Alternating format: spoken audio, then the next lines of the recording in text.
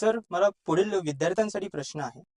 नवीन शिक्षण धोरण म्हणजे NEP मुळे शिक्षण व्यवस्थेमध्ये कोणते बदल होत आहेत व नवीन प्रणालीमध्ये पदवीसाठी 4थ्या वर्षाची तरतूद केली आहे, ते नेमकं काय? दोन प्रश्न आहेत हे. त्यातला पहिला प्रश्न अतिशय महत्वाचा आहे असं मला वाटतं की नवीन शैक्षणिक धोरण जे लागू करण्यात आलं ते या देशासाठी अतिशय महत्वाचं आणि आवश्यक असं धोरण आहे. याचं कारण असं आहे की ज्या पद्धतीनं या देशामध्ये शिक्षण दिलं जात होतं, ज्या शिक्षण प्रणालीमध्ये आम्ही शिकलो, माझी पिढी याच शिक्षण प्रणालीमध्ये शिकली, पण ते शिकत असताना किंबहुना गेल्या 30 वर्षामध्ये शिक्षण प्रणालीमध्ये शिक्षक म्हणून वावरत असताना मला नेहमी असं जाणवायचं, केवळ माझ्यासारख्या मित्रमैत्रिणींना, माझ्यासारख्या प्राध्यापक मित्रमैत्रिणींना असं जाणवायचं की विद्यार्थ्यांना बदलत्या काळामध्ये ज्या गोष्टी आवश्यक आहेत त्या देण्यामध्ये कुठेतरी कमतरता निर्माण होते. आणि असा सगळा विचार मनामध्ये असतानाच नवीन शैक्षणिक धोरण आलं आणि त्यामध्ये असे काही आमूलाग्र बदल करण्यात आलेले आहेत जे विद्यार्थ्यांना अतिशय उपयोगी असतात आणि त्याला अनुरूप असणाऱ्या कॉम्पिटन्सीज या विद्यार्थ्यांमध्ये डेव्हलप करण्यासाठी म्हणून जे बदल